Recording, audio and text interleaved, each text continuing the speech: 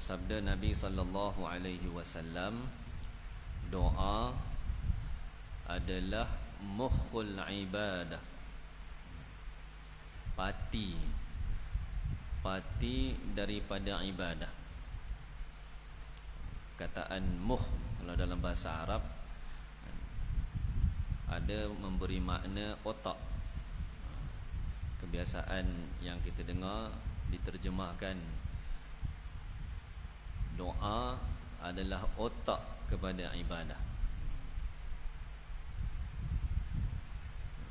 Ada juga terjemahan ataupun makna perkataan mukh di sini memberi makna khalis. Khalis makna pati.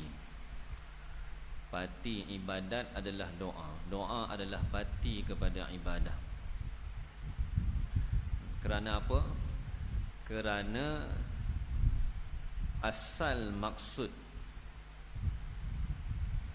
ibadah kita sebagai hamba Allah Subhanahu wa taala, kita beribadah, kita memperhambakan diri kita kepada Allah Subhanahu wa taala. Tujuan asal dia adalah untuk kita merendahkan diri kita dan kita memperakui segala yang dimiliki oleh Allah Subhanahu wa taala dan juga segala yang telah dikurniakan oleh Allah Subhanahu wa taala kepada kita. Sebagaimana seorang hamba kalau zaman dulu, hamba ni hamba sahaya.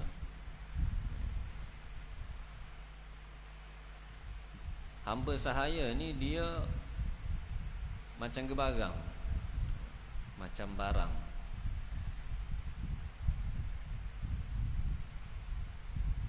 Boleh dijual, boleh diwaris. Dan hamba ni diri dia bukan miliknya. Dia tidak memiliki diri dia. Yang milik diri dia, pemilik dia adalah tuan dia. Tuan dia boleh buat apa sahaja.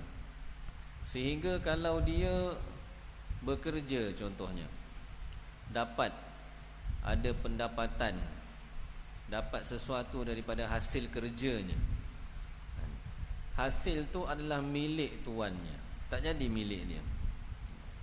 Melainkan di dalam setengah keadaan ada juga yang hamba ni kalau dia bekerja jadi milik dia. Ada keadaan dia lah, tapi bukan semua. Secara umumnya hamba ni kalau dia buat apa-apa semua jadi milik tuan dia. Dan dia tidak ada hak. Dia tidak ada hak nak menafikan apa-apa yang diminta oleh tuannya. Jadi begitulah kita ni sebagai hamba Allah Subhanahu wa taala. Tujuan asal kita memperhambakan diri kita pada Allah Subhanahu wa taala adalah untuk memperakui keagungan, kehebatan, ketinggian zat Allah Subhanahu wa taala, pemilik kita, pencipta kita. Sebab tu manusia ni dipanggil hamba Allah. Dan kita hidup atas dunia pun terikat dengan apa? Dengan peraturan Allah. Tidak bebas, bukan ikut atas kita. Dan apa-apa yang kita ada pun sebenarnya bukan milik kita, milik Allah belaka. Milik Allah. Allah yang beri kepada kita.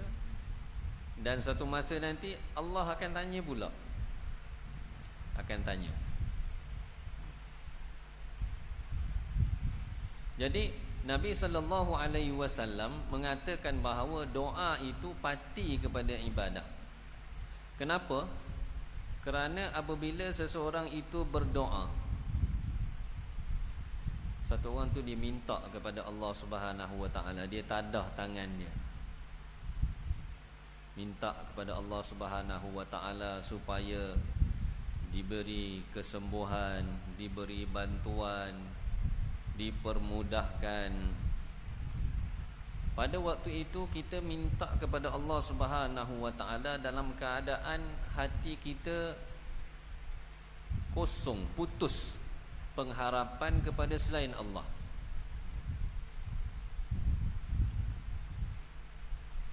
Khususnya orang yang keadaan tak ada jalan lain dah, buntu dah, ada dah, habis ikhtiar dah.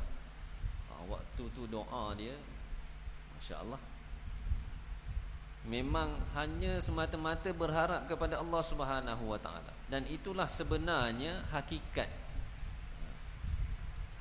daripada perhambaan kita kepada Allah.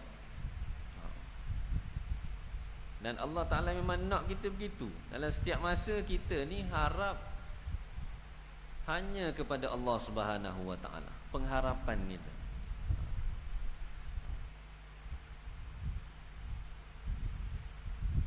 Dan tidak ada ibadat yang lebih tinggi daripada tu. Bila satu orang tu telah capai tahap dia merasakan bahawa dia ni tak boleh buat apa-apa, tak ada apa-apa, yang buat segalanya, yang dapat selesaikan segalanya Allah, tak ada dah, putus dah harapan dia kepada. Itu tahap yang tertinggi lah, yang sepatutnya daripada ibadat-ibadat kita memang sepatutnya capai tahap tu. Dalam doa kita menzahirkan bahawa kita ni berhajat kepada Allah Subhanahu Wa Taala. Kita mengaku depan Allah bahawa kita ni tidak ada daya dan upaya, kita ni lemah. La haula wala quwwata illa billahi. Tidak ada daya untuk buat taat, tidak ada upaya untuk tinggal maksiat, tinggal perkara haram, melainkan dengan pertolongan dan bantuan Allah Ta'ala. Dan kita rasa diri kita ni tak ada apa-apa bila kita minta pada Allah Subhanahu Wa Taala. Maka kerana itu baginda Nabi sallallahu alaihi wasallam kata doa itu adalah pati kepada ibadah. Pati kepada ibadah. Kita ni hak hari-hari kita tadah tangan ni, sebenarnya kalau ikut dia belum sampai tahap doa lagi. Orang yang dipanggil berdoa ini ialah apabila dia ni dah putus harap kepada benda lain. Itu doa yang sebenar. Dalam hati dia tak ada dah, sini tak boleh, sini. Tinggal satu je tempat pergantungan, iaitu Allah Ta'ala. Akhir. Ini yang dipanggil doa yang sebenar. Hari-hari kita baca Rabbana Atina, kita pun tak faham apa makna. Contohlah, maksudnya doa tu bukan daripada lubuk hati. Doa yang sebenar bila dia datang daripada lubuk hati kita. Dan dengan doa itu kita akan rasa bahawa diri kita ni tidak ada apa-apa. Kita akan menceritakan keagungan, kehebatan Allah Ta'ala dalam doa tu. Kita sebut, Ya Allah, Engkau lah zat yang maha agung, maha besar, maha tinggi, yang buat segala-galanya. Dan kita mengakui kelemahan kita. Kita ni tidak ada apa-apa, kita lemah, kita berharap pada Allah Ta'ala. Ini dia punya pati daripada ibadah kita pada Allah Subhanahu Wa Taala. Dan sepatutnya dengan ibadah yang kita lakukan setiap hari ini, ibadat yang kita buat setiap hari, kita solat, kita buat segala ketaatan, dia akan membawa kepada kita doa yang seperti ini sepatutnya. Tapi disebabkan kelemahan iman kita, keyakinan kita pada Allah Subhanahu Wa Taala lemah. Kita semualah, termasuk saya pun. Jadi kita belum sampai tahap. Maka perlu diusahakanlah supaya doa kita ni doa yang betul-betul daripada lubuk hati. Betul-betul dalam keadaan kita ni mengharap pada Allah Subhanahu Wa Taala. Doa yang seperti ini pasti Allah Subhanahu wa taala akan terima. Sebab apa?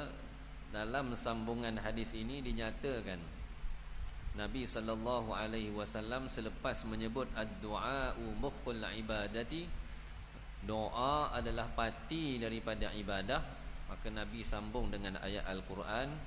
Nabi sebut firman Allah Subhanahu wa taala, wa qala rabbukum ud'uni astajib lakum.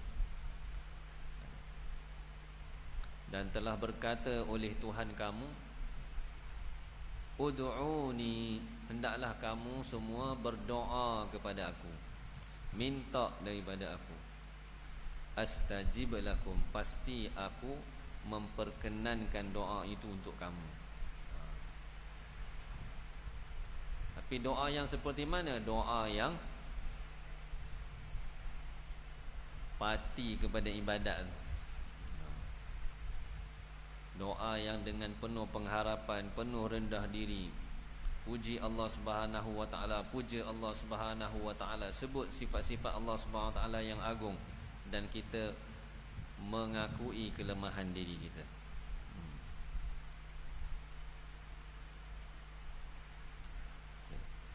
Wa qala an-nabiy sallallahu alaihi wasallam, da' ma yaribuka ila ma la yuribuka. Ataupun satu bacaan lagi boleh dibaca, ila ma yaribuka fa inna sidqa tuma'ninatun wa innal kadhiba ribatun.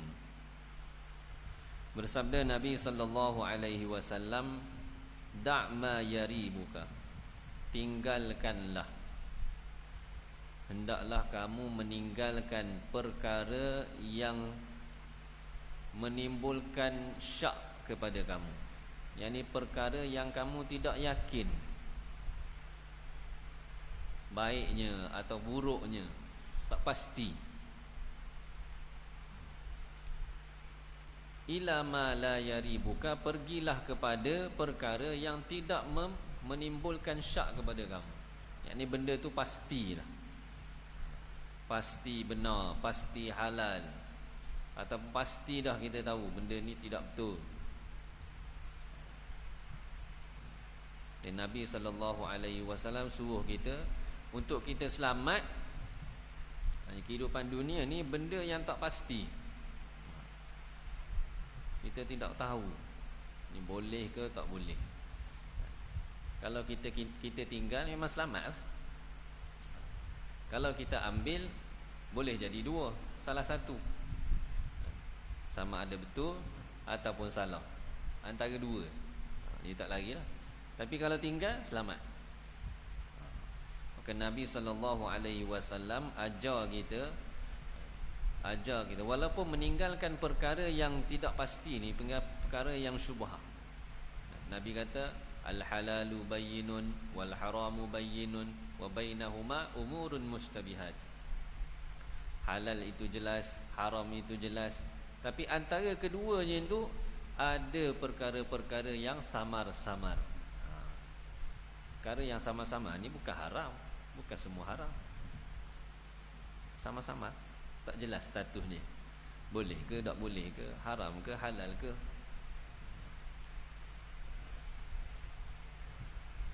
Dan Nabi kata, famanittaqash syubuhati faqad istabra'a li'irdihi wa dinihi. Siapa yang menjauhkan diri dia daripada perkara-perkara yang samar ni, perkara-perkara yang tidak jelas ni, maka sesungguhnya dia telah menuntut bersih maruahnya dan agamanya. Maksudnya dia nak mendapatkan agama dan maruah yang bersih daripada perkara-perkara yang tidak elok, perkara-perkara yang tidak baik. Dia tinggal benda, selamat. Jadi kata ulama, meninggalkan perkara yang syubhah ni, dia tidak wajib selagi tidak tahu status dia. Tak tahu dah status dia haram, memang wajib tinggal lah. Sekarang ni tidak tahu, maka meninggalkan dia tu hukum dia sunat. Fa inna sidqa tuma'ninatun, kerana sesungguhnya as-sidqa, sesuatu yang bersifat benar.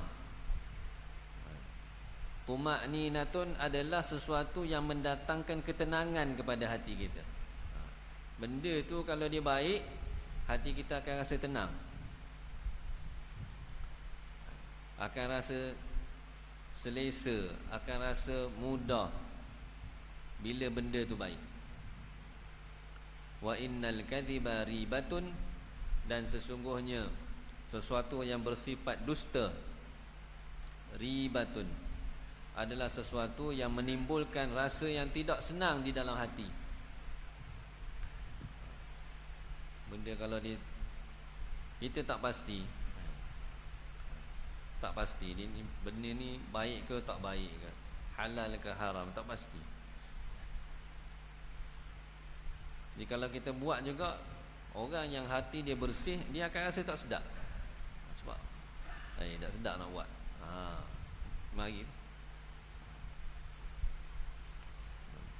Jadi benda-benda yang seperti ni Nabi kata, orang yang beriman molek dia tinggalkan, selamat agama dia.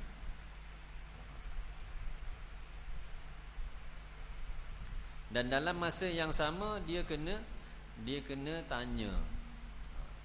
Kalau dia orang yang memang ada kelayakan untuk buat kajian sendiri, itu tak ada masalah lah, dia boleh buat usaha sendiri.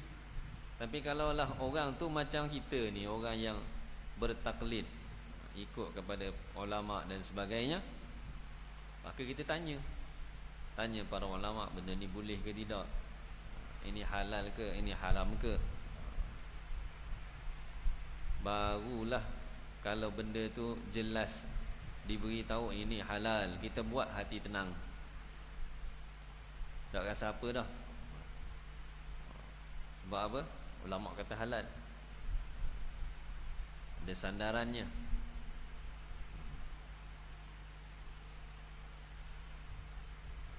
Hati jadi tenang, dia nak buat pun senang, nak ambil pun tak ada rasa bersalah.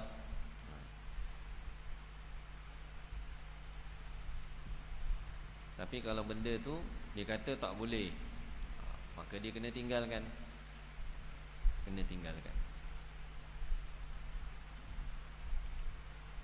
Itu sabdaan Nabi sallallahu alaihi wasallam, supaya saranan baginda sallallahu alaihi wasallam kepada kita, supaya kita ini meninggalkan perkara-perkara yang syubhat.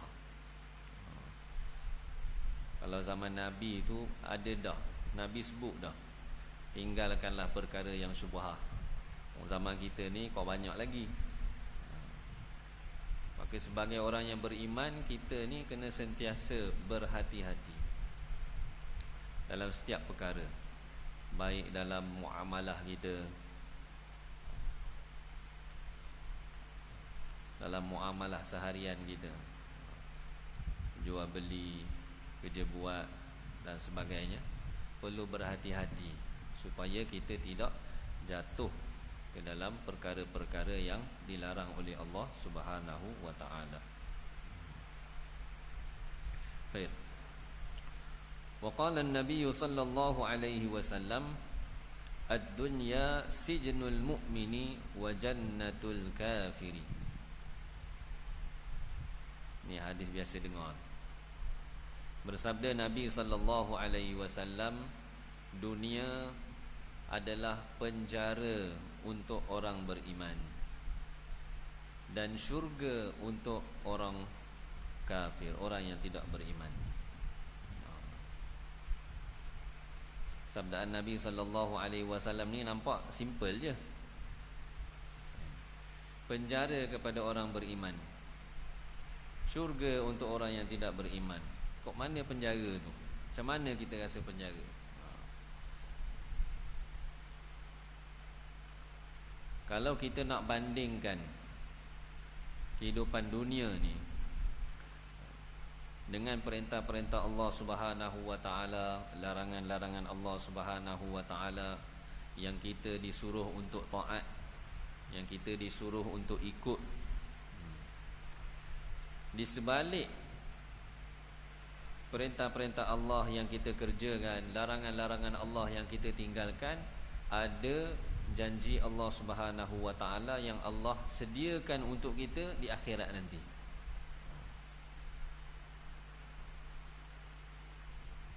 Macam orang duduk dalam penjara lah. Orang yang duduk dalam penjara ni, dia duduk dalam keadaan susah.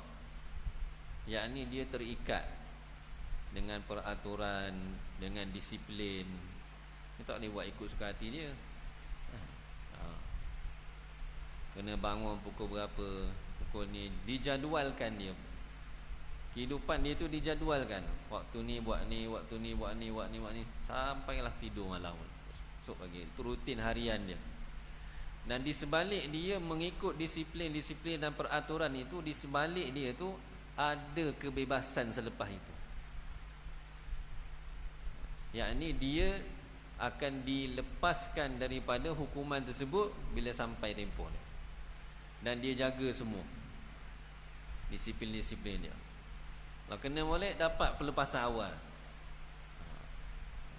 Jadi nisbah kepada nisbah kepada waktu pembebasan dia tu, walaupun dia duduk dalam penjara tu, kadang VIP duduk penjara pun penjara mewah juga kan? Tapi nisbah kepada lepas tu, hidup penjara tu susah. Sama juga kita hidup atas dunia ni. Kita hidup atas dunia dengan apa yang kita ada, walaupun kita diberi kelapangan oleh Allah Subhanahu wa taala, tetapi kita tetap terikat dengan perintah-perintah Allah, dengan larangan-larangan Allah yang datang kepada kita 24 jam. Perintah Allah, larangan Allah ni dia mari pada kita 24 jam. Ada semua. 24 jam itulah kita kena jadi hamba Allah. Kita kena ikut. Tak boleh senyap-senyap, tak apa, boleh kejap ni. Di sebalik itu dijanjikan kepada kita syurga. Syurga di mana? Di akhirat. Waktu tu buatlah nak buat apa pun, Allah Ta'ala akan kurniakan kepada orang yang beriman. Orang yang atas dunia ni, dia tahan segala keinginan dia, ikut apa yang Allah Ta'ala suruh, tinggal apa yang Allah Ta'ala larang. Di akhirat nanti dia akan dapat, Nabi kata, Allah Subhanahu wa Ta'ala sediakan untuk hamba-hamba Allah Subhanahu wa Ta'ala yang saleh ni, nikmat yang mata tak pernah tengok, tidak ada mana-mana mata pernah nampak, dan tidak ada mana-mana telinga pernah dengar bunyi-bunyian yang ada di dalam syurga. Tak ada. Bunyi-bunyi kita rasa seronok dengar, sedap dengar, tak sampai lagi. Dan tidak ada, nikmat itu tak pernah terlintas di dalam hati sesiapa pun. Nikmat yang kekal selama-lamanya. Jadi kalau berdasarkan kebebasan di sana nak buat apa buatlah. Nak minum arak, minum. Sedia lagi sungai arak ada ni. Tak ada semayang, tak ada ibadat. Bahagian untuk apa? Untuk sempurnakan keinginan. Dalam syurga Allah Ta'ala, Allah akan bagi. Nak ambil, ambil. Sampai kena tambah lah, tak ada.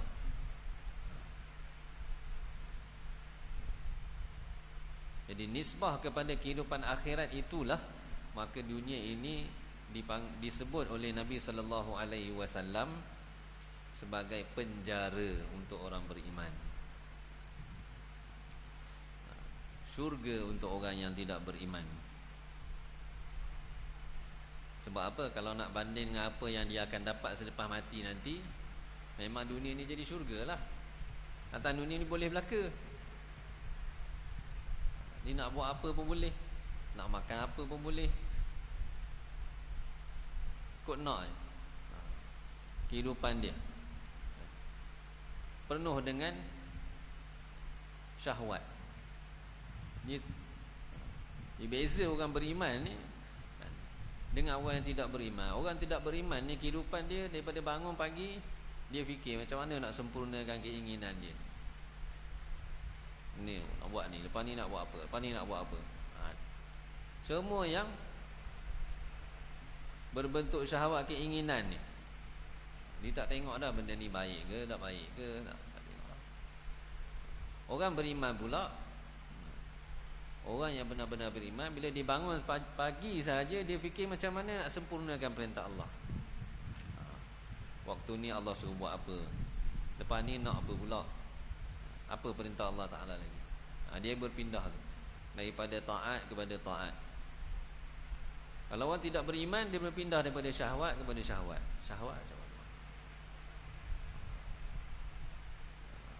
Syahwat paling besar sekali makan. Kita tengok tempat orang yang kedai banyak, kedai makan saja. Saya duduk Kuala Lumpur, tempat saya tu kedai makan punyalah banyak. Cina belaka, 4 orang Cina, dan penuh sokmo. Memang itu kehidupan dia. Kedai hak Melayu pun penuh hak dia juga, hak dia pun penuh hak dia juga. Penuh tempat syurga untuk ni. Nisbah kepada apa yang dia akan dapat di akhirat, di dunia syurga lah. Akhirat ni tempat dia dalam neraka Allah Subhanahu Wa Taala selama-lamanya. Susah selama-lamanya. Sebahagian ulama mengatakan maksud daripada penjara untuk orang beriman, dunia ni penjara untuk orang beriman. Maksudnya ialah sebagaimana orang yang duduk di dalam penjara, hati dia begitu ingin, dia nak sangat jumpa dengan ahli keluarga dia, bersama-sama dengan ahli keluarga dia. Hati dia ni, walaupun dia duduk dalam penjara, tapi hati dia nak jumpa dengan anak, jumpa dengan isteri, jumpa dengan mak, jumpa dengan ayah. Begitulah orang beriman hidup atas dunia ni, hati dia sangat ingin untuk berjumpa dengan Allah Ta'ala, jumpa dengan Allah. Dan benda ni kalau untuk kita memang kita nampak gambar, mana ni bunyi mati takut dah. Tapi orang-orang yang dekat dengan Allah Subhanahu Wa Ta'ala, mereka ni begitu mentaati perintah-perintah Allah Subhanahu Wa Ta'ala, sehingga ni mereka nak berjumpa dengan Allah Subhanahu Wa Ta'ala, nak berjumpa dengan Allah Ta'ala. Tak takut sikit pun, sebab persediaan yang mereka dah buat. Jadi hidup dia ni semata-mata buat persiapan nak jumpa Allah, supaya Allah Ta'ala redha ni. Itu je, daripada dia bangun pagi sampailah ke malam tidur. Kalau kita tengok orang yang betul-betul kehidupan dia ni memang ada benda lain. Orang dia kejarnya nak dapat redha Allah. Tak nampak ada benda lain. Makan pun ala kadar, tidur pun ala kadar. Bagi contohlah macam bulan Ramadan, kita biasa dengar kisah berkenaan dengan Al-Imam Asy-Syafi'i rahimahullah. Bagaimana keadaan baca Al-Quran Imam Syafi'i pada bulan Ramadan. Bulan Ramadan khatam Quran 60 kali. 60 kali. Siang sekali, malam sekali. Siang sekali khatam, malam sekali khatam. Kalau kita fikir macam mana nak buat kerja.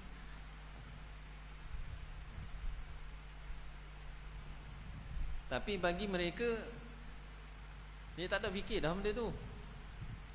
Dia fikir ni bulan Ramadan ni bulan untuk rebut peluang, rebut pahala, rebut kurniaan Allah Subhanahu Wa Taala, janji-janji Allah Subhanahu Wa Taala. Dia tak fikir dah, nampak dah. Orang malam ngantuk nak tidur. Tak fikir dah tidur. Tidur sekejap je. Tidur sikit pun dah cukup dah. Habis masa beribadat. Itu belum dia punya semayang lagi. Semayang macam mana?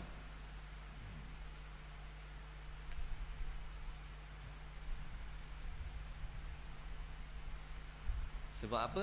Sebab hidup mereka itu mereka wakafkan untuk Allah Subhanahu Wa Taala. Fikir dia macam mana nak dapat Allah, nak dapat redha Allah. Hati dia sentiasa menginginkan untuk bertemu dengan Allah Subhanahu Wa Taala. Maka kata ulama, atas dasar itulah dunia ni dipanggil penjara. Nabi kata penjara untuk orang beriman. Penjara untuk orang beriman. Jadi kita sebagai orang yang beriman ni kena rasa lah. Kena rasa. Nak rasa macam mana? Nak rasa setiap perintah Allah Subhanahu Wa Taala yang kita tunaikan, yang kita buat.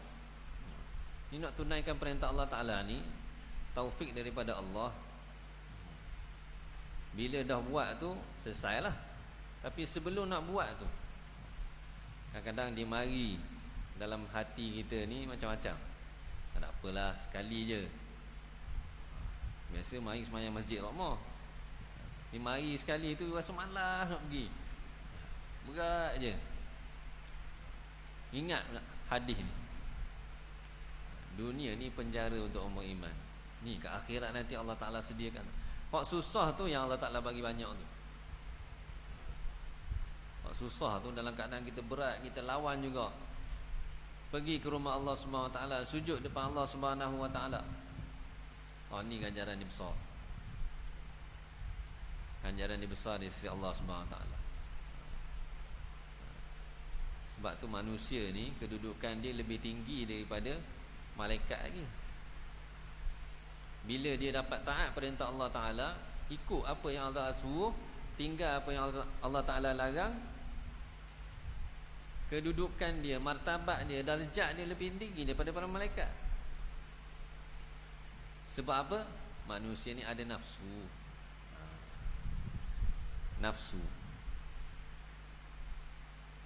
Nafsu dia tak suka benda-benda semayang macam nak. Kalau ikut nafsu lah kan? Kalau lah kata ada kan, maknanya andaian saja ada satu hari free, tak payah semayang. Oh, seronok.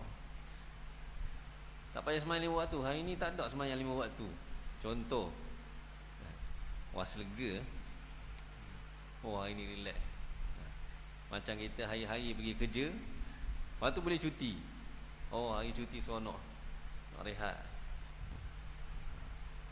boleh cuti.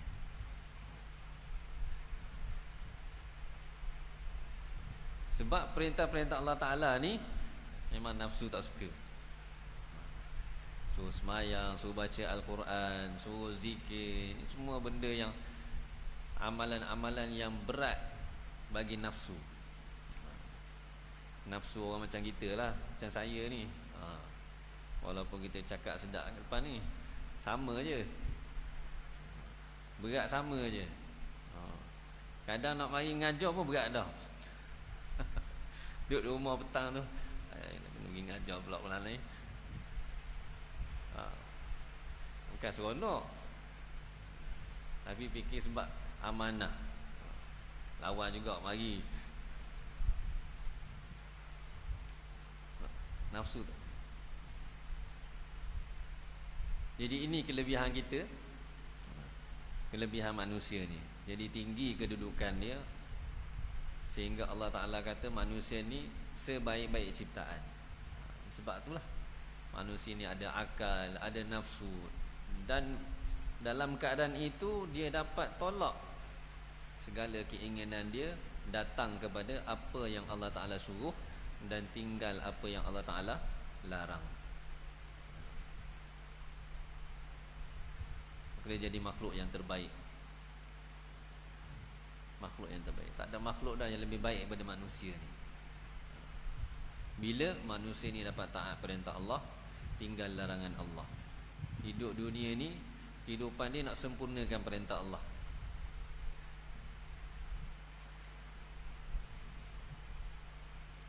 Maka kerana itu, marilah sama-sama kita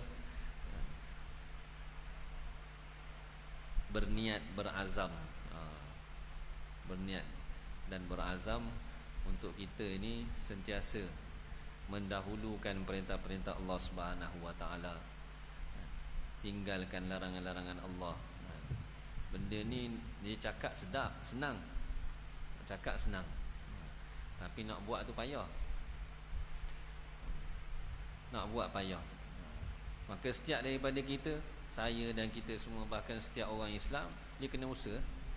Kena usaha macam mana dia dapat nak sempurnakan perintah Allah. Hari ini lebih baik daripada semalam. Kehidupan kita, iman kita, amal kita semakin hari semakin baik. Sebab apa? Allah Ta'ala tunggu kita di akhirat nanti dengan ganjaran yang sangat-sangat besar. Bukan biasa-biasa, ganjaran yang besar. Nikmat dalam syurga Allah Subhanahu wa taala, sesaat sahaja duduk dalam syurga, lupa semua segala kesusahan kita. Satu saat saja nikmat dalam syurga tu kita dapat, lupa semua susah yang kita pernah lalui di dunia ini.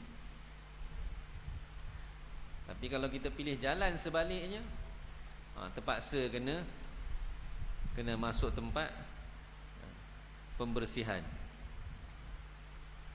Satu saat sahaja duduk di tempat itu, hilang semua segala keseronokan yang kita pernah dapat. Tak berbaloi. Mudah-mudahan Allah Subhanahu wa taala beri kepada saya dan kita semua taufik untuk kita menjalani kehidupan kita, baki kehidupan kita ni dalam mentaati perintah-perintah Allah Subhanahu wa taala dan meninggalkan segala larangan-larangannya. Wallahu alam. Semoga Allah Subhanahu wa taala beri taufik.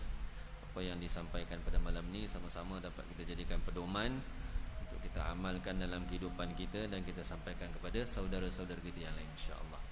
Subhanakallahumma wa bihamdika asyhadu an la ilaha illa anta astaghfiruka wa atubu ilaik. Subhana rabbika rabbil izzati amma yasifun wa salamun alal mursalin. Alhamdulillah rabbil alamin.